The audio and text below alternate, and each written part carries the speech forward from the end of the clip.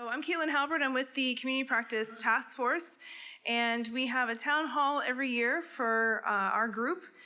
And this year we wanted to really expand it and include a talk, because we always sit around and we talk about the things that we want. And so we're trying to make those things now a deliverable product, and this is part of that. So we have a distinct honor of seeing Dr. McCollister, and he's going to give us a talk on his practice and the way he built it in a very rural area of Minnesota. He's been in practice there for 31 years with his partner, Dr. Paul Severson, and they have built an amazing heartburn and reflux center as well as a bariatric center out there. And he's going to go through really the nuts and bolts of how that happens, and we'll certainly have time for questions. And if you have any questions that you want to submit during the talk, you can certainly log on to Facebook on your phone and send those, and we'll be filtering those as well. So welcome, everybody, and let's introduce Dr. McCollister. Thanks, Dr. Halbert. I appreciate the opportunity and the invitation to speak, and kind of humbled by it a little bit as well. What I'm going to talk about, I don't have anything really relevant to disclose.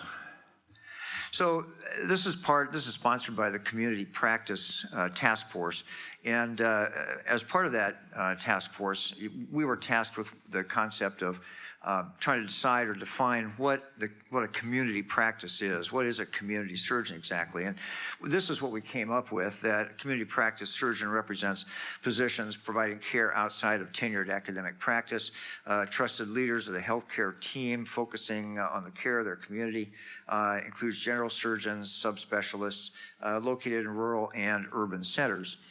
Working in hospitals of various size and capability, and that it covers a lot of ground. I think that the operative word here, and the most important part of this, is that it's physicians providing care outside of tenured academic medicine. As we kind of discovered from a survey that we ran, that about 2/3 of the membership of SAGES is actually identifies as community surgeons rather than academic surgeons. So it's important from that standpoint that we work in that direction. The problem is that, that academic versus the community, that covers a lot of ground. And that's a pretty vast gulf itself, but it's not really quite as vast as the gulf within community practice itself, the urban versus rural. The rural community versus the urban community can be a pretty vast gulf itself, and that's kind of where we are. Now, I practice in a town of 2,300 people, and we have a 25-bed critical access hospital. It has its roots in traditional general surgery, and when I started my practice, we did C-sections and hysterectomies and all kinds of a variety of things that general surgeons typically would do. And so what I want to do is talk about the kind of the evolution of our practice and the way that kind of has developed over that last 31 years. When we talk about rural practice, it's a tough thing to define. There are so many different definitions that are imposed by so many different organizations and governmental organizations. And I've been part of numerous rural surgery groups and organizations, but the definitions are just elusive. And so I don't know how to define rural surgery, and I'm not even going to try, but I know it when I see it. And I know that practicing in a town of 2,300 people, I'm probably there, and I'm probably that surgeon. So what I'm going to do is I'm going to give my overview of, or my version of what community practice is. I don't mean for this to actually be a how to build it type of thing, but I think that there are some lessons that apply not just to rural medicine or rural surgery, but also to urban practices as well. Some of these concepts are very true. Some of them are harder to implement in urban centers, but we'll try to talk about that. This is an overview of where we are. It's a nice bucolic setting in vacation land, Minnesota.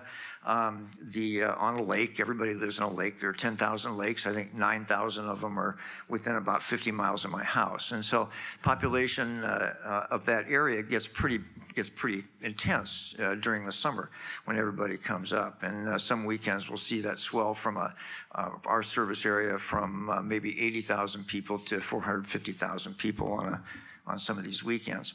But the roots of the organization were go back to 1922. The Cuyuna Iron Range, where Crosby, Minnesota is located, is the second largest repository of iron ore in the world. And so iron mining has been a big part of that.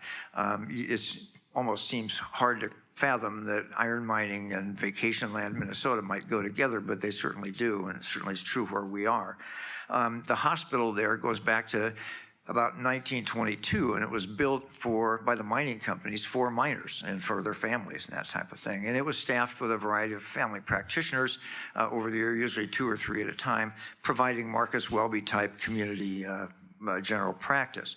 The Iron Range itself was, it was typical iron mining, and some of it was underground, some of it was open pit and strip type mining, and it was a very busy medical practice. Finally, at one point in the mid-50s, hired a Wangenstein-trained general surgeon from University of Minnesota, Dr. Clark Marshall, who provided actual pretty high-quality surgery. He also did general practice, but he also did the C-sections and the obstetrics and the hysterectomies and the hip pinnings and all the other things that you've always read about as you read about the history of medicine. It was a Catholic hospital at that particular time. What happened was that over the years, in about the mid-50s to 60s, we saw the collapse of the mining industry. I wasn't there at that time, but the reverberations from that economic impact still exist today. This is a typical open pit mine. And just, so you aren't too horrified by that, this was in about 1955, but this is what it is today. And it's the same view of the same set of pits. These iron mining pits that they dug down to 450 feet or thereabouts have now filled up with water, crystal clear lakes, they're stocked with bass. So there's a lot of recreational opportunities in that whole area. I just didn't want you feeling sorry for me practicing out in the hinterlands and all that blighted landscape. This is the hospital in 1987 when I got there. And, it has a fairly big footprint in a town the size of Crosby, but in reality, that's the hospital right there, okay? The little building at the top is the operating rooms, and the ones at the bottom are the patient care areas. When I got there, there were 2 surgeons. I was the second surgeon. There was 1 operating room. There was 1 CRNA. We had 5 OR staff total. And we did, that first year I was there, about 750 cases.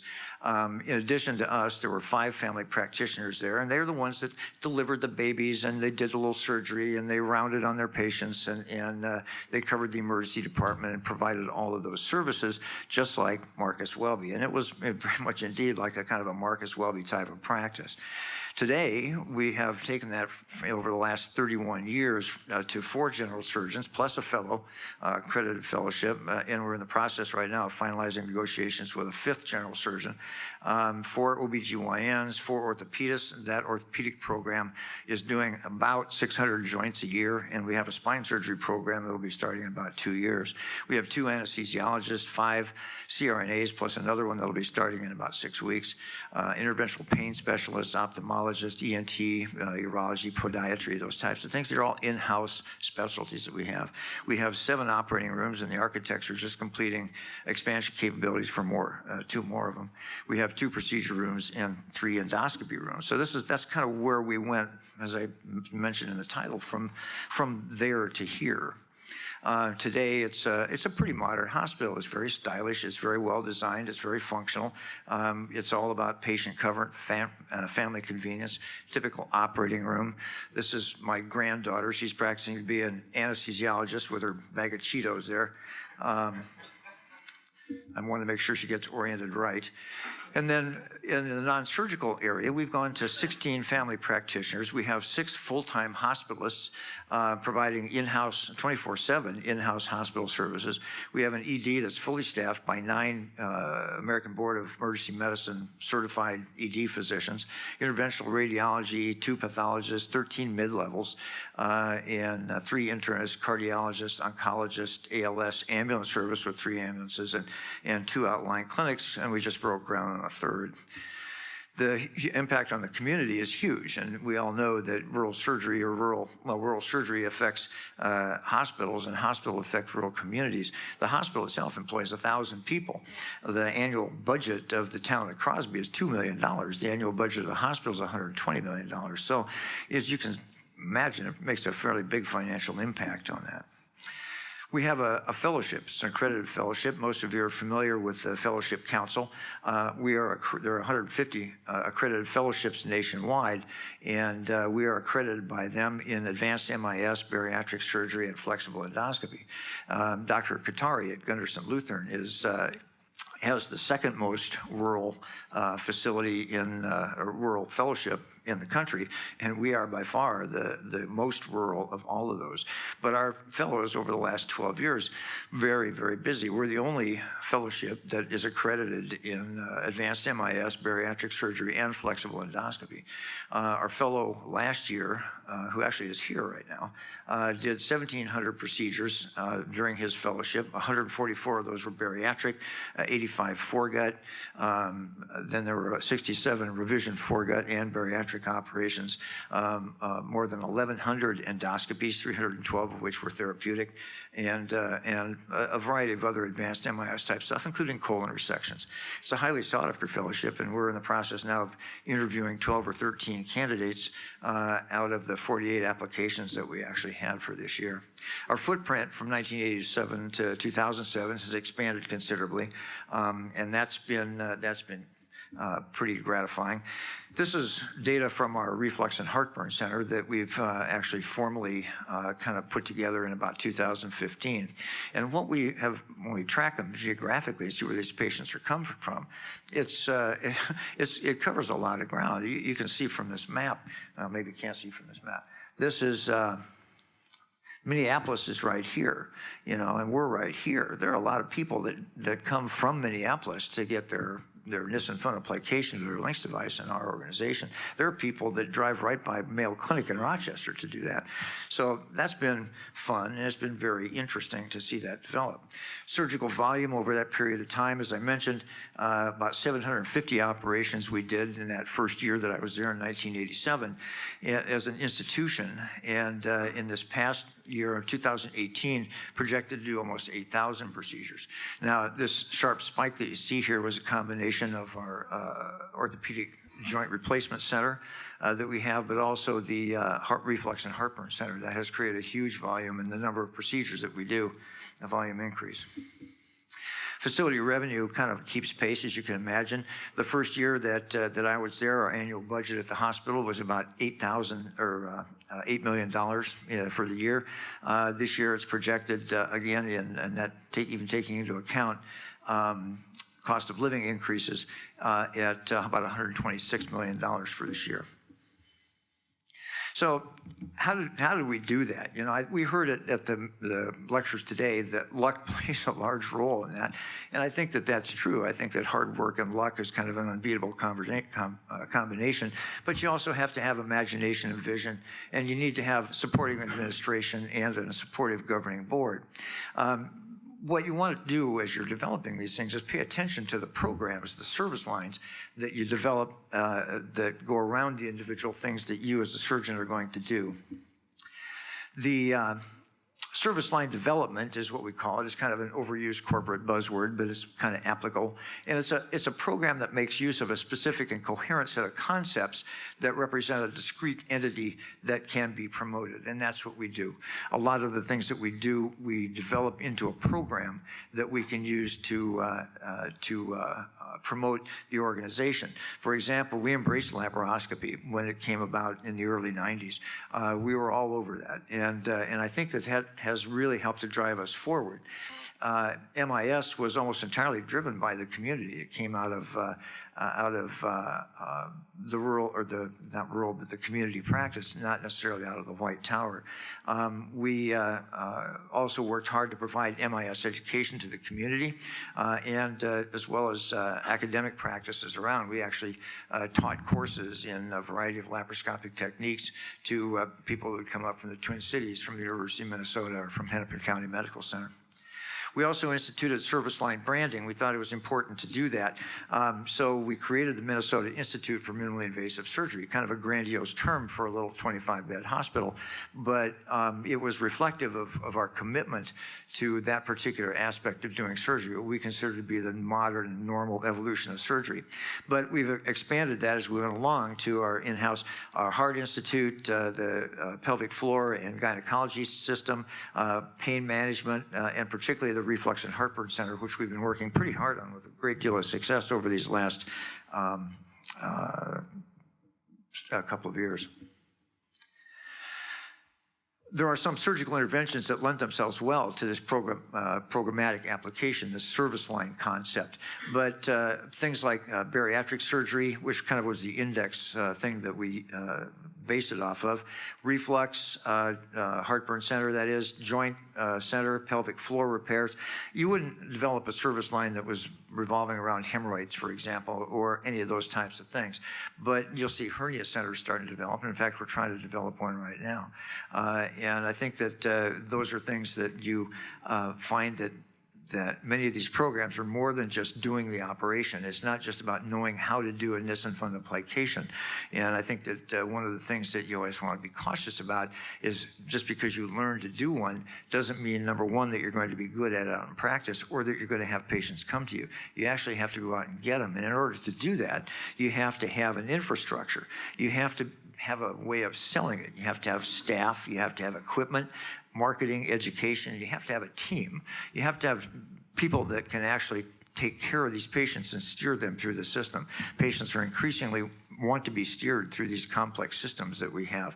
I think that more importantly than all this is that you can't just know how to do a Nissen fundoplication. You actually have to own the disease itself.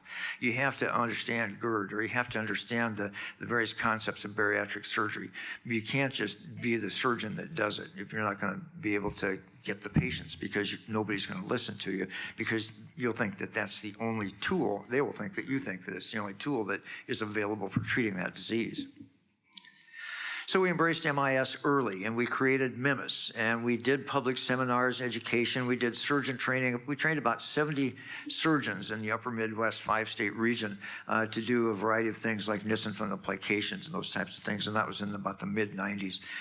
We tried to establish ourselves as regional experts, and that has served us well over the last 30 years.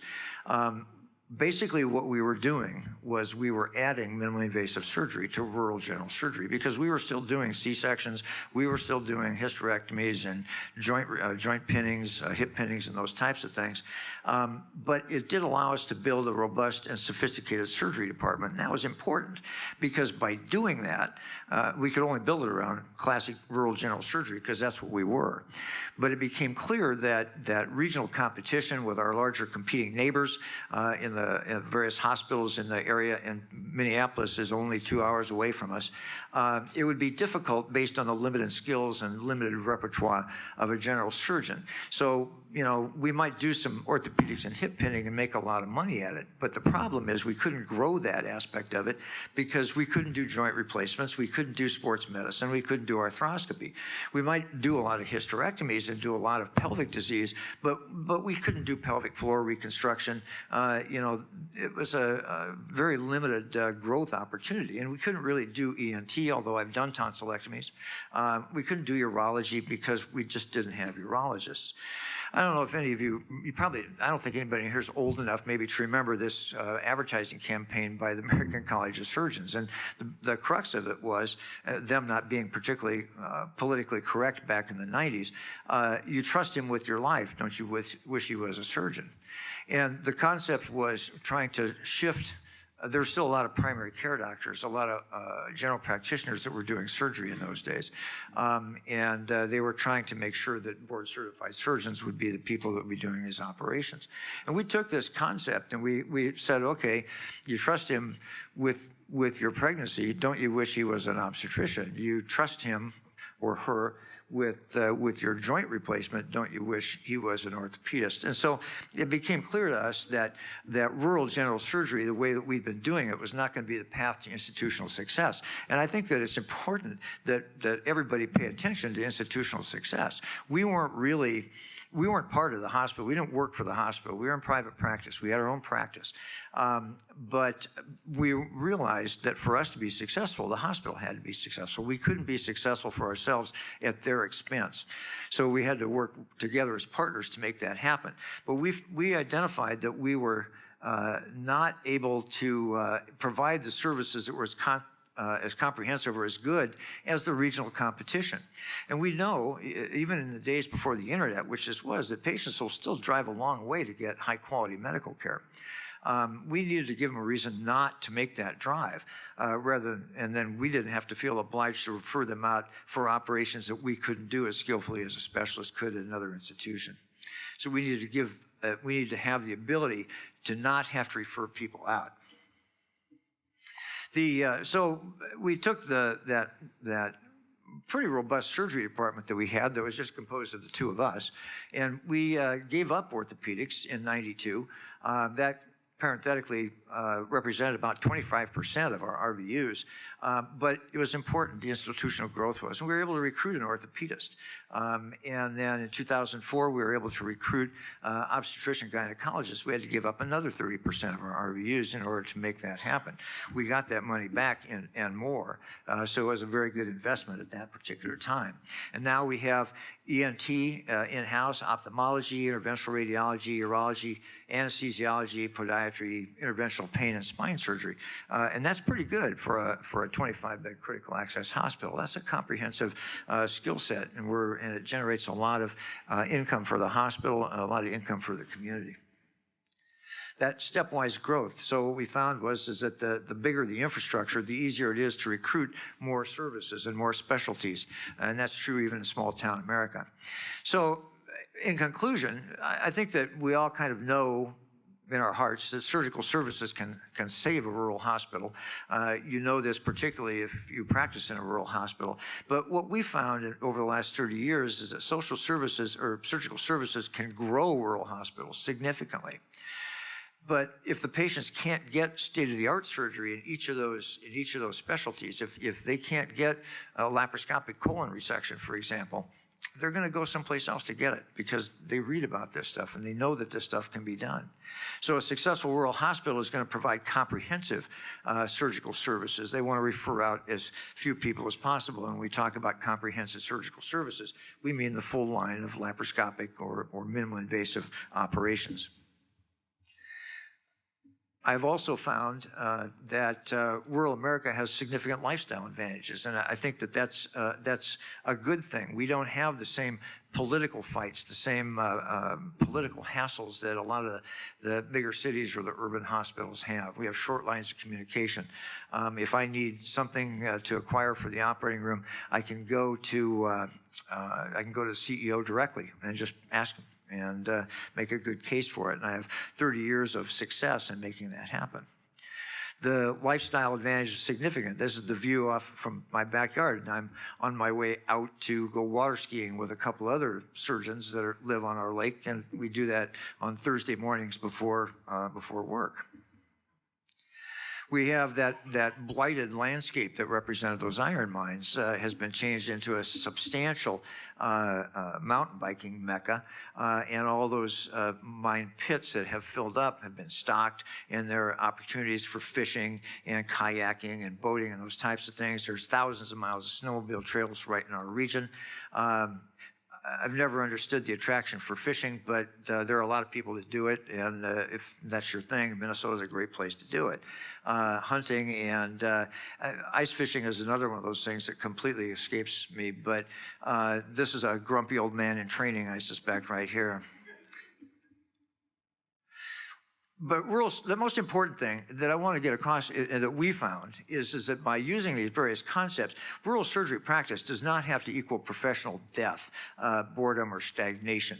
I did not want to have to fight big city traffic. I did not want to have to play big city politics in my medical practice. But on the other hand, I didn't want just a hernia gallbladder practice either. I want to be professionally challenged. This has been a great way to accomplish that. Because we have less entrenched politics, shorter lines of communication, we have opportunities that aren't available in larger systems. For one thing, the government, a lot of different agencies keep trying to give us money to do this. We're a critical access hospital, which means that for all Medicare patients, and about 60% of our patients are Medicare, we get cost plus reimbursement. We get cost plus 1%. It's a good deal. But there are also disproportionate share hospitals, rural referral centers, Seoul Community Hospital. There are a variety of flex grants that are available, small hospital improvement project, and the small rural hospital transition programs. These things are all available, and there are a lot of agencies around that are willing to help out some of these smaller hospitals like ours. Hospital administrators know that surgery improves their bottom line, so they pay closer attention when you go down to their office and you can make a rational case for why you should be instituting this program or that program, even though it may be very expensive. It's an important concept that we have learned over that period of time. First, you have to have a good service line, but second, you have to be able to sell it. You have to go down and make a good case for why that should happen. About service line development, as I mentioned before, it's more than just doing the operation. You have to have the infrastructure to support it, staff, equipment, space, those types of things. You have to educate people. You have to educate not just patients, but also doctors, nurses, staff, administration, and you do need to go out and give the public talks. We go out every month, one of the four of us goes out and gives a talk on GERD to the various organizations in the community, and the same thing for bariatrics. We have to sell it to regional doctors as well, and because it's important to develop a referral base. There are challenges that are associated with this. We basically became primarily a surgical hospital. About almost 72% of the revenue for that hospital is generated out of the surgery department. And that's a problem for primary care. There's a disparity in income that comes along with that. There's a disparity in influence, a disparity in institutional resource allocation, and a disparity in administrative workload. These guys, the primary care doctors, spend a lot more time on the EHR than we do, for example. It does change things for the entire system. We're now a rural hospital, but we have big city challenges when it comes to reimbursement and regulatory stuff and employment, and that's very challenging. The whole conversion over that works for surgery, but less so for primary care. A lot of these primary care doctors practice in a rural area like that because they watched Marcus Welby as they were growing up, and they may find that the paradigm that we have evolved into may be antithetical to the reason that they came to practice in a rural location in the first place. They don't do obstetrics because that's done by obstetricians. They don't do surgery or endoscopy because that's done by surgeons. They don't really have a hospitalist practice because we have a full-time 24/7 hospitalist service. They find that, which is particularly irritating them, that they have to accommodate surgery. You know, if we see a patient, we need to get them on. They're the ones that end up doing the H&Ps. So it becomes, in many ways, a burden, and they oftentimes tend to resent being so-called handmaidens to the surgeons.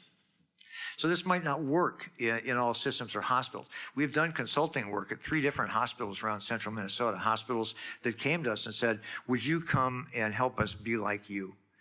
And we tried to do that, but what we found is that many of these rural practices have been built by family practice.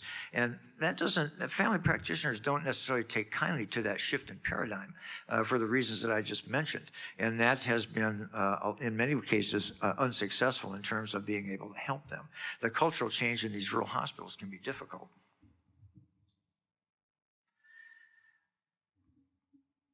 Let me just make sure that I didn't skip a slide there. Nope. That's all I have. Does anybody have any questions or anything they want to add or observe? Good deal. I nailed it. That's all right. Hi, I'm Rob Catania from Manchester, New Hampshire. We are surrounded by smaller hospitals. Manchester's a quote-unquote big city of 500,000 people in New Hampshire, but the whole state only has 1 million people. So, and the smaller hospitals around us are having real hard time providing a robust surgical service, and therefore they're losing a lot of money. How do you guys manage, particularly your specialists, to cover call? Because if you've got a 1 or 2 obstetricians, they can't be taking every night call or every other night call. And the big problem we have, and I'm a general surgeon, is most of those places can't even get general surgeons to cover call at night. And so they lose their volume because people come to us at night and then they stay with us, and trying to keep the entire community healthy. How have you been able to manage that? Well, when we started out, and I should introduce my partner, Paul Severson. Some of you may know him, but he's been my partner and my friend for 31 years, and this is not the kind of thing that we would be able to pull off individually, but I think together we were able to make that work pretty effectively. But Paul and I, we were on call half the time. I mean, in those early years. Now, that may not, today there's a lot more concern in today's generation of doctors about work-life balance than there was back then. But, so that may not be a feasible thing. But our primary goal was to grow the practice to be big enough when we could hire more surgeons so that we wouldn't have to be on call as much. And currently we're on call about 1 in 5 for general surgery. As to obstetrics and gynecology, we have 4. So, they cover that. They cover the C-sections and those types of things. But it is challenging. Back when we hired the first 2, the general surgeons covered C-sections when they weren't available. So obstetrical emergencies, we oftentimes did. I've done hundreds of C-sections, and don't particularly miss it, but because they always happen at inconvenient times. But nevertheless, that's how we did it. And sometimes you just have to grit your teeth. And I acknowledge that this may not be something that is going to be feasible in given today's upcoming generations of surgeons. People are tending to avoid surgery altogether because they're afraid of the work-life balance problem. And then if you tell them that, if they actually do become a surgeon, then you try to hire them and say, you're going to have a crappy work-life balance, that's going to be problematic. So it's how we did it. I don't know, how other places are going to do it. There's so many variabilities that I think that you just have to feel your way as you go along. Well, like, for example, who today takes your ENT? Yes.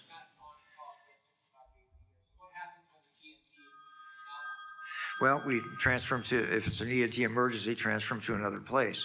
If we need to cover call for outrageous, like a tonsillar bleed or something like that, there's enough of the general surgeon still in me that I can deal with that, and my partners can as well. So, if it comes to that. But those things from a practical standpoint really haven't been an issue for us over that period of time. It'd be great to have another ENT, but I'm not sure there's the workload there to be able to support that. Same thing with urology, those types of things. Hi, Tabitha Bradley. I'm a surgeon in a critical access hospital here in Washington. I guess from a practical standpoint, it's hard for me to understand how with 25 beds you have that many practitioners as far as the flow in the hospital. How often are you on divert? How often are you transferring patients? And how does that work? Because it seems like a pretty small hospital to have that much going on. It's a very small hospital, but we have a lot of innovative programs. For the most part, the surgery that we do is MIS. So, our Nissen fundoplications are outpatients. I mean, they go home 24 hours or less. Bariatric patients have maybe a 26-hour typical length of stay, those types of things. Same thing is true in orthopedics. 600 joints a year, that's huge. But we have a very robust home follow-up program using paramedics. The patients, the length of stay for a total knee is oftentimes 18 hours or thereabouts. And so it's very innovative. Our great fear once we ramp up our spine surgery program is that there's no way we're going to be able to pull off critical access at that point for just the reasons you mentioned. But we have a very, very robust outpatient program, and there are a lot of innovative ways that you can do that if you have the resources to do it. And it's one of those things where in order to have the resources to do it, you have to have a robust surgery program to generate the money. So it's kind of a chicken and the egg kind of thing. But we do have the resources to be able to, we can keep people in same-day surgery, or we could do those types of things where they don't actually count as part of our in-hospital census. So it's just a lot of innovative things. It's a great teamwork. We work very closely with anesthesia. We use a lot of blocks. We use gallons of Exparel in any operation that we do.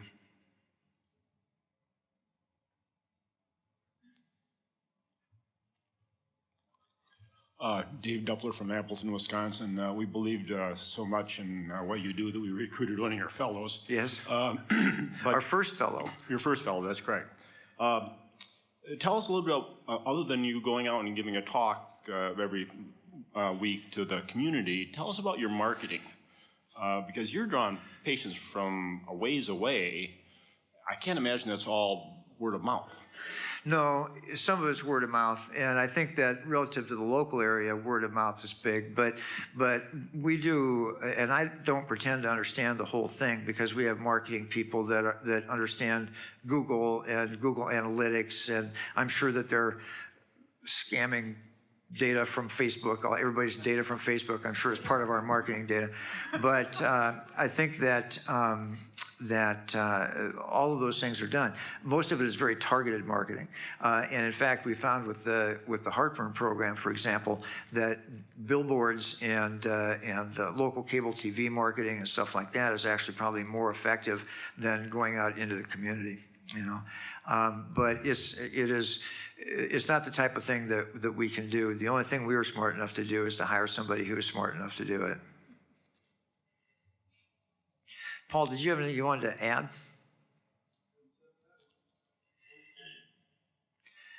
Any other questions? Thanks very much for your attention. I appreciate the opportunity to talk.